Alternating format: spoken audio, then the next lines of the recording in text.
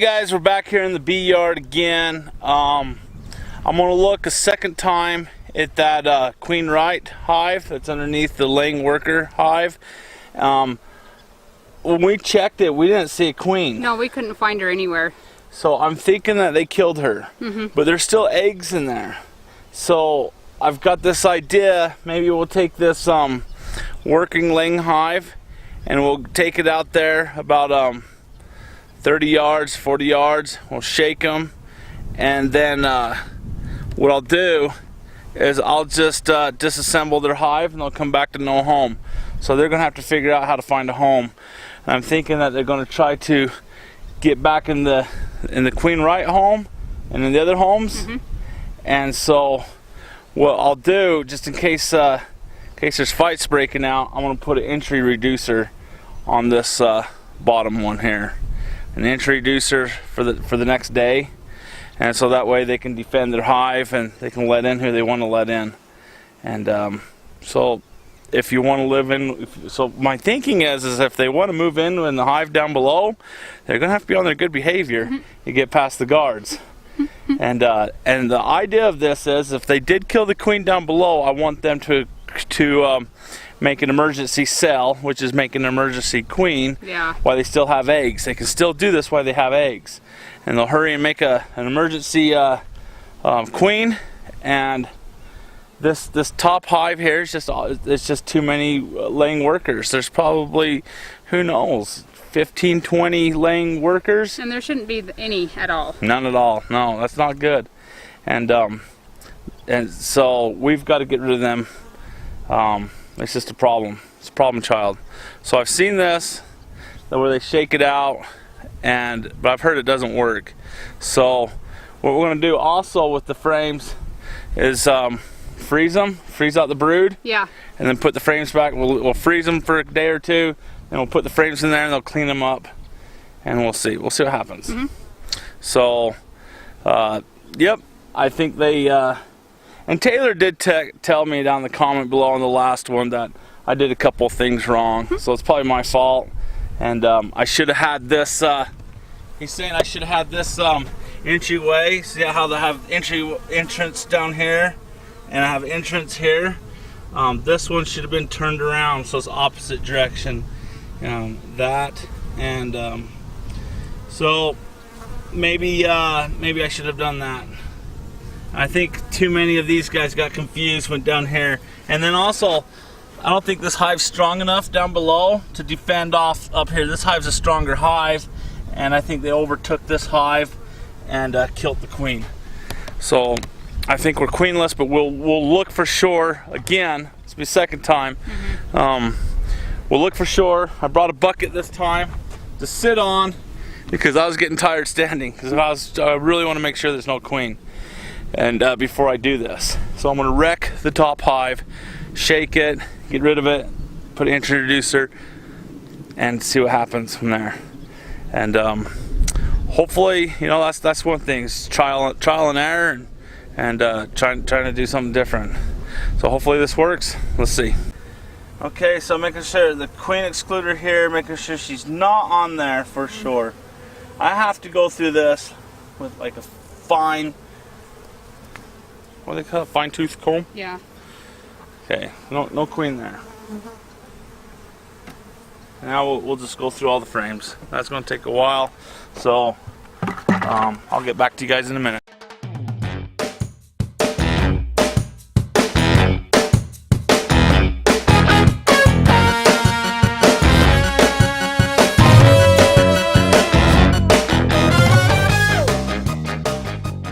And this is her right there. You guys see her? I'm pointing at her. That's my queen right there. Oh, awesome. She's just walking around doing her thing. So, all right, that changes things. So we'll put her back. We're done. So that changes a few things. So what I'm going to do is I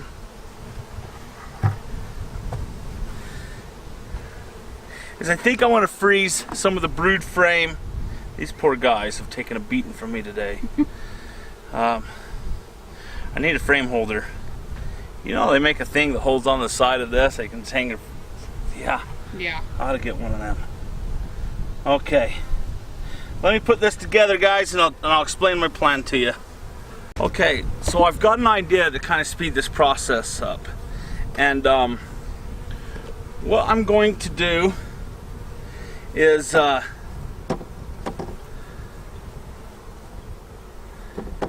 going to take some of the frames that has brood on this, and I'm going to shake the bees off of them, and then I'm going to take that brood and I'm going to take it over the bee tree, and I'm going to put that inside the bee tree, and then I'm going to take them frames and put them in here, and hopefully two things happen. Either one's fine. Hopefully by taking out the brood out of here, it'll speed up the process to accept the queen here, and then I can take this divider out and let them all live together. And then by taking the brood over to the illegal bee tree, then hopefully the bees will just smell that, come in there and take care of them, and encourage them to move into that hive.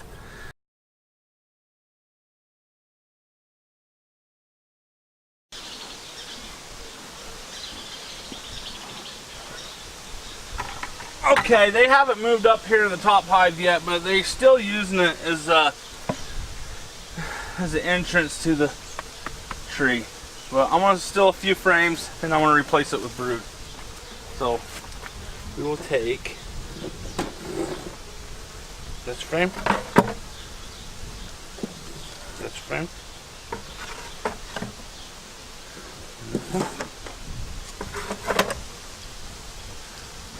this one. What do you think, about 5 frames? Yeah. Ought to be plenty. Okay. Alright, we'll see how they like that.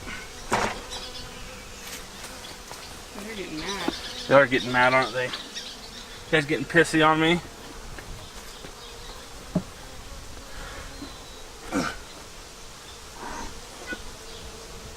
That riled them up. Okay, let's take our 5 frames and we'll go swap them out with the brood, and bring the brood, and we'll put them back into here. And like I said before, I was just going to freeze the frames. I was just going to kill the brood off anyway because they're just drones. And so maybe the smell will cause something to happen. Maybe something will happen. If nothing happens, well, then I didn't lose anything. If something happens, like they move into it and start taking care of them, that'd be cool.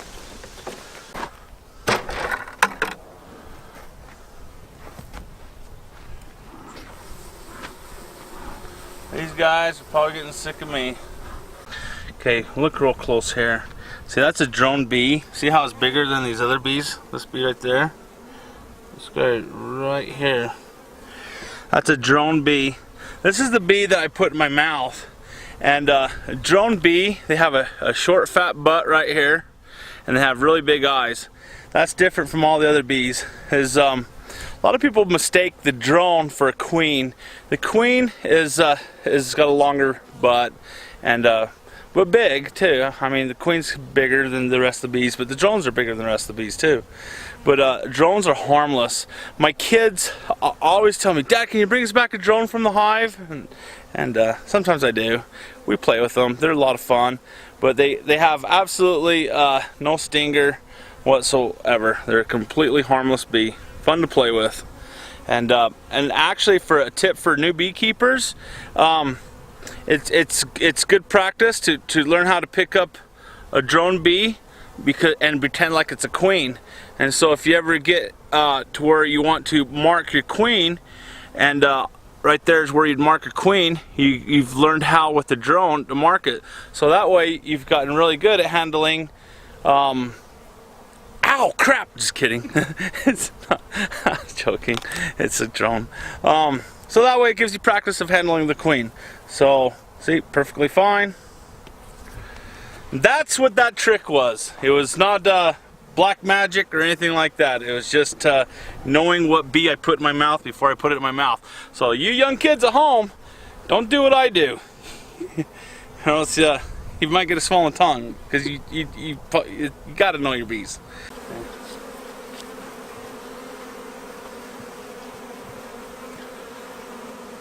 Okay, another one that's clean.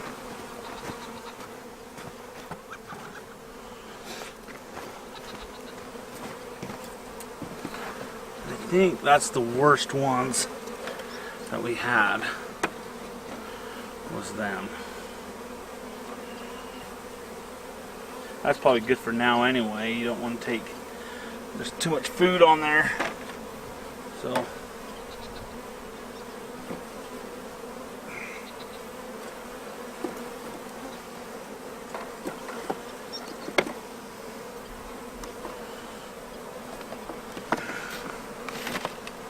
okay. We'll come back in a couple of days and see if this trick worked out. And there's still some brood and that, but I just don't want to take too much because there's a lot of honey and things.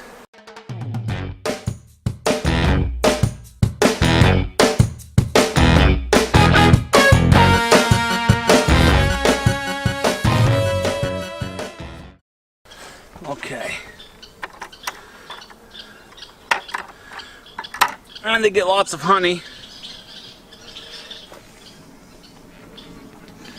Lots and lots of honey, lots of goofy looking brood. We'll see how they like that.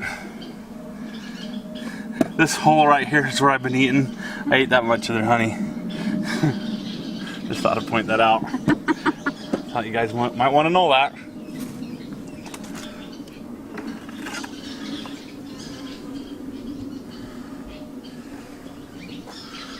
Alright, we'll see what happens.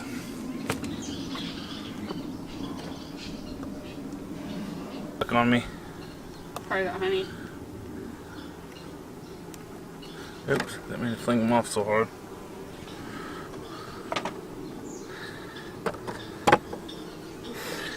And yes, I have been stung once already today. And yes, it did hurt. So, okay. That ought to do it. That ought to do something, don't you think? I think it will. Okay, guys. If anything, they'll take all that honey out of there and they'll take it up here in their tree. So, I fed them. I'd love to get like an X-ray and just see how much bees are in this tree. Wouldn't that be neat to do? One day this tree will fall over in half because it's got rotted out and with all the honey and moisture and everything, and I'll know exactly how much there was. Hey guys, thank you for being part of our daily vlog out in the bee yard. I learned a lot and I'm still learning, so if you guys have any tips and tricks and pointers, feel free to leave it in the comments, and it helps other people too. I'm not the only one that reads the comments. A lot of people read the comments, and so if you just leave your opinion, it helps other beekeepers out. And I think that's what it's all about, is exploring, learning, and doing. And again, thank you for watching, and we'll see you in the next one.